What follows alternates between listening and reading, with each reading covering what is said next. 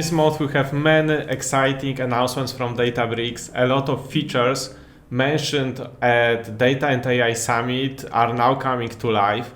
First update it is what you see on my screen. There is new UI. So when you go to previews, you can enable improved navigation and homepage. And after that, you can see that new colors. There have been a lot of updates to UI in recent months, but this is the first one concentrated on style sheet and colors. And another update is new LTS version. So when you go to create compute, you can see that there is version 15.4 and this new LTS, so it's long time support. That version includes a lot of performance improvements, but my favorite update is when you scroll down, you can see that there is enable uniform iceberg using alter tables. So what does it mean?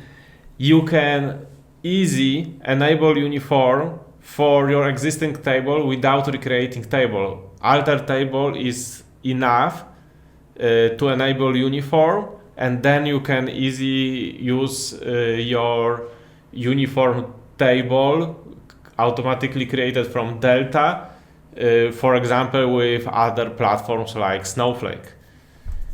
Another update is related to Lakehouse Federation. When you go to connection, you can see that there is connection now to Salesforce Data Cloud, and it is the first SaaS platform which is included in Lakehouse Federation. You can use that to see your data in Salesforce for your ETL processes, to consume that data, to query that data, or just use it to catalog your data of your organization, because you bring it out the Lakehouse Federation, so you see this in Unity catalog, and then it will be part of your catalog. Another exciting features which can bring big cost savings are new system tables. There is node timeline system table, which you can see now, and in that table,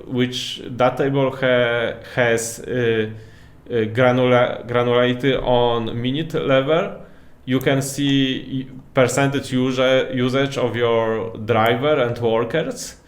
Based on that, you can decide automatically or later through dashboards and analysis to downscaling your, for example, jobs or upscaling, because you also need to watch if there is somewhere, for example, 100% usage, it means that cluster needs upscaling. Another table is related to SQL Warehouse. It's a history table. Now you can see the list of all queries in your SQL Warehouse. Based on that, you can make decisions, for example, to upscale or downscale your SQL Warehouse, or, for example, analyze who is using it. Another exciting feature is new open source model, which has great scores. The model is LLaMA. There are two versions of it, and I really recommend to use it. It is really great, yes. And what you can see is that now it includes function calling.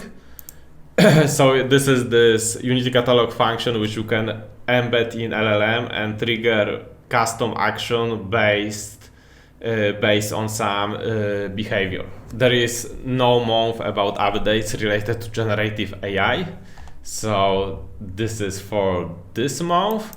And another update is relating sharing data.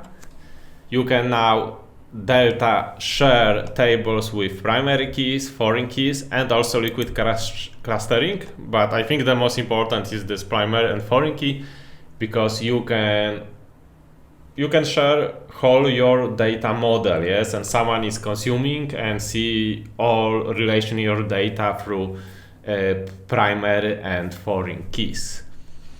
Another update is generally a little bit of serverless. So when you create new job, you can in compute just select serverless, and believe me, it's really great, especially for small tasks, because the startup time is in milliseconds and not in few minutes, like for normal compute. So it also can generate really big cost savings, especially for that small tasks. You can use it for everything. I think it's a good approach is to compare the costs. So you need to remember that there is one version of serverless only. So maybe when you need use a lot of libraries, then it's better to use own cluster. But for small tasks, which for example I have some small jobs which do manipulation on system tables, then that serverless is great option for that. And last update, but not least, is L-akeflow Connect. So now L-akeflow Connect is in gated public preview, so it's available only to selected customers. But generally, as you see on that screenshot, it is a low-code UI to ingest data, and it's incorporating all best practices. It's using out-of-the-box change data feed to enable incremental processing of all data which is ingested, using it to Lakehouse, and after that, it is creating delta life tables. So there are first 4 connectors available now. I need to check the names. It is SQL Server, the on-prem SQL Server, Salesforce, and Workday pipelines. What is interesting is that it's not just databases, but it's including SaaS platforms.